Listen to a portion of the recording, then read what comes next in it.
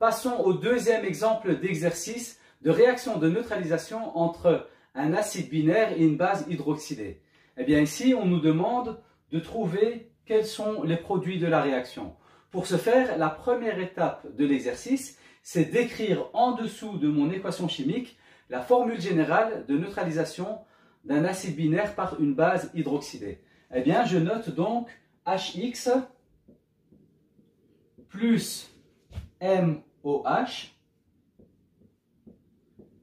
Donc cette réaction nous donnera toujours un sel binaire plus de l'eau. Donc je note MX plus H2O. Ça, c'est la première étape de l'exercice.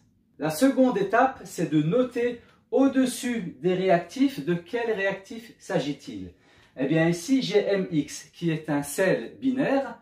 Le M, quel est-il? Eh bien, il faut revenir au niveau des réactifs et voir que le M, c'est du magnésium. Donc, je note au-dessus du M que c'est du magnésium. Et ensuite, ici, on a le X. Le X qui est notre non-métal. De quel non-métal s'agit-il? Revenons au niveau des réactifs et nous voyons que le X correspond au soufre. Donc, je note S. Donc, j'ai du MgS, du sulfure de magnésium, plus une molécule d'eau. Donc ici, je note plus H2O. Ainsi, on a terminé la deuxième étape. La troisième étape, c'est de déterminer si les indices sont corrects au niveau de ma molécule de MgS. Et pour ce faire, on va utiliser la méthode du chiasme. En effectuant la méthode du chiasme, je vois que j'obtiens comme molécule Mg2S2. Eh bien, nous pouvons simplifier les indices et nous avons donc du MgS. MgS, donc, nous n'avons pas changé ici notre formule moléculaire puisqu'elle est correcte. Passons à la dernière étape de l'exercice. Il faut donc pondérer l'équation chimique. Alors ici, je vais dans un premier temps faire l'état des lieux, autrement dit, compter le nombre d'atomes que j'ai dans chacune de mes formules moléculaires. Donc là, pour H2S, je vois que j'ai 2 atomes d'hydrogène et 1 atome de soufre.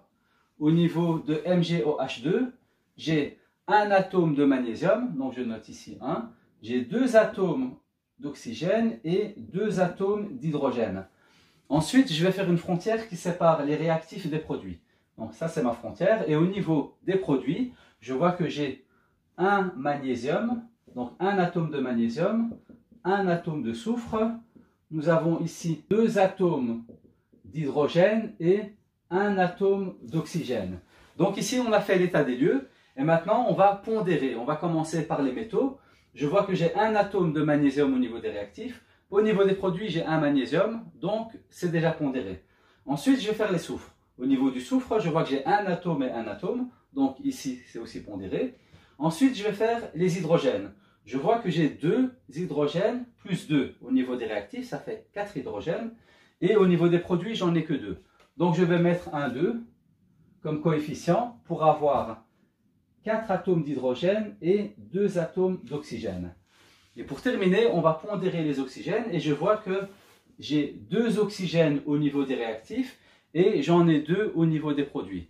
Donc vous remarquerez que lorsque j'ai pondéré les hydrogènes, eh bien, les oxygènes se sont pondérés en même temps. Maintenant, nous avons terminé la pondération et je vais donc lire la réponse finale. Je vais lire en français la réaction chimique.